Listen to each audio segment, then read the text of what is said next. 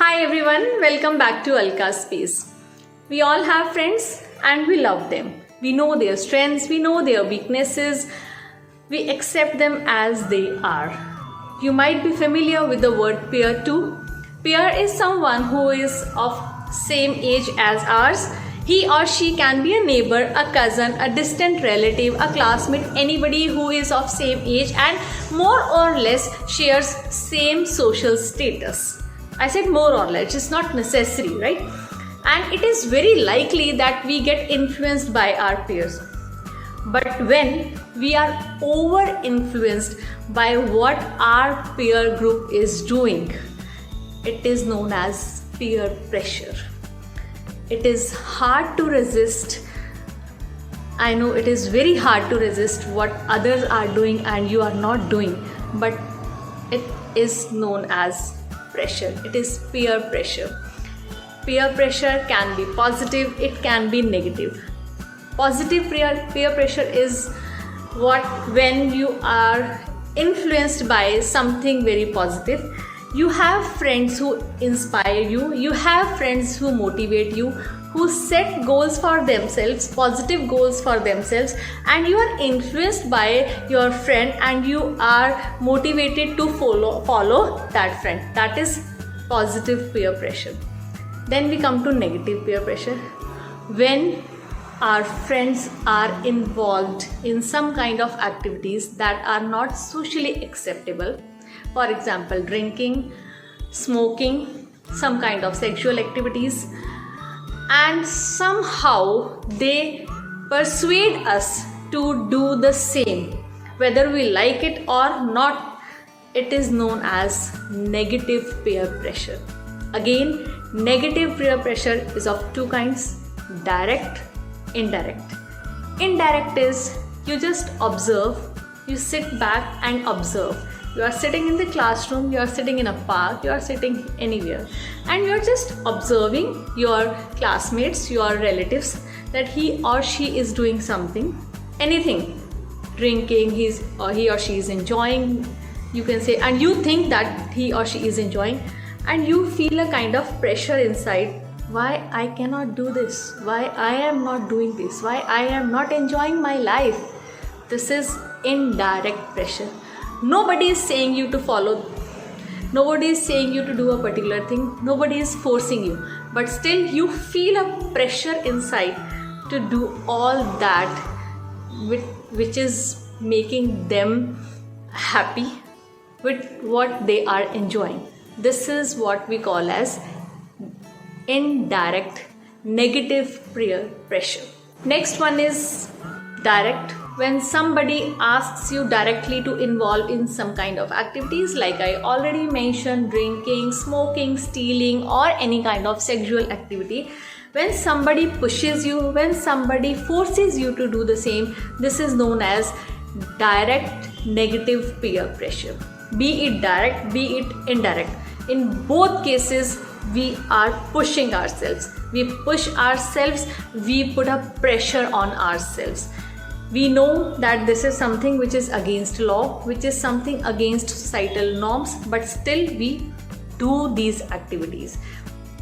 We all have friends, we make friends, and friends are strong pillars of life.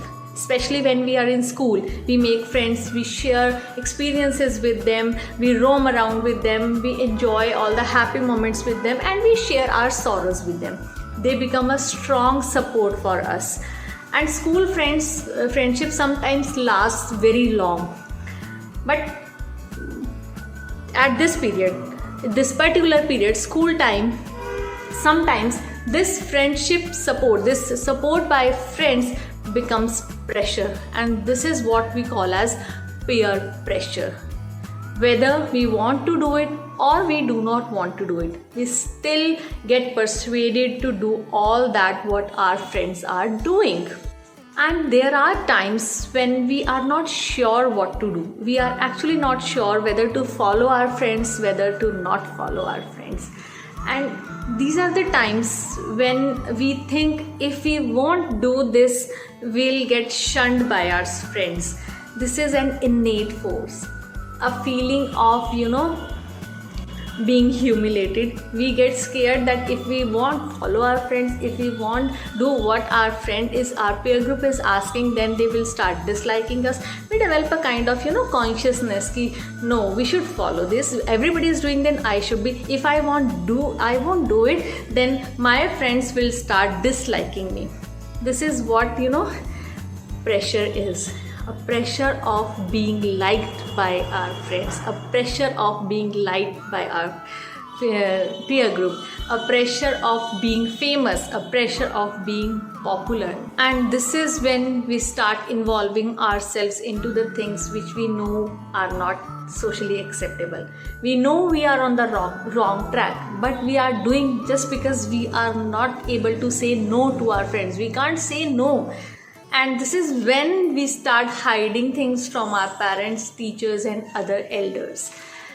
This is when we start resisting our morals. We start moving against our morals. We forget our values and we start following what our friends are saying. See, a person cannot be a friend who forces you to involve in some kind of negative activities. A friend is always a support. A friend will never want you to get humiliated in front of anybody. The one who forces you, the one who pushes you is not your friend. A friend will always show you a right track. A friend will always talk about your benefits and well-being. A friend will always stop you from going on a wrong track. See, I know it is not easy to resist, but think for a while. When you start following your peer, when you start doing what your peer group is saying, it dominates your brain. It is on your mind every time. You always feel lost. You always feel like accomplishing what others are saying you to do so. So it is always a kind of pressure, a force on your brain. You can never concentrate on your studies. You can never concentrate even on your eating. You can't eat properly. You can't sleep properly. You get sleeplessness.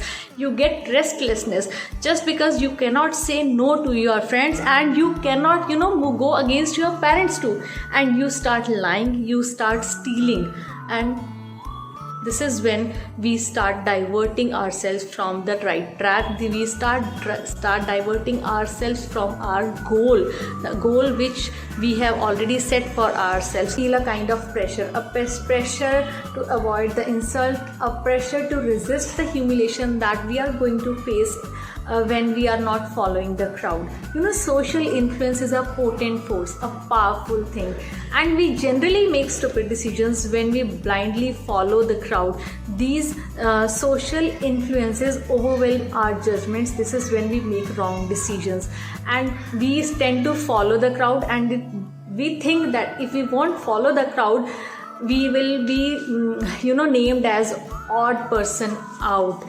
Once this thing is ingrained in ourselves, we always set our goals according to others. We always set benchmarks for ourselves, what our friends have already set for themselves. And this is how we start making decisions on the basis of what others think. My friend is going to that college, I'll be going to that college. Others are taking this subject, I'll be also taking this subject. We don't think what we want. We don't think what our potential is, what our capability is. We just follow that what others are doing, I'll be doing that only, otherwise I'll be left alone. But no, this is not the case. You can never be left alone. How can, if you are, suppose you like science and your friends are going to commerce, won't there be any student in science? You will have science friends over there to do what you like. If you like science, take science. If you like commerce, take commerce. If you feel you can handle the subjects in humanities, if you can handle the commerce subjects, go for those subjects. How can you follow just because your friends are going there, you also want to sit in that class? No. You get sleepless nights, restless days just because your friends have achieved more and you were not able to achieve that. These days there is also a pressure to be cool. My dear, this is your life. your choices. You cannot underestimate or overestimate just because what others are thinking. You cannot rate yourself on the basis of what others think.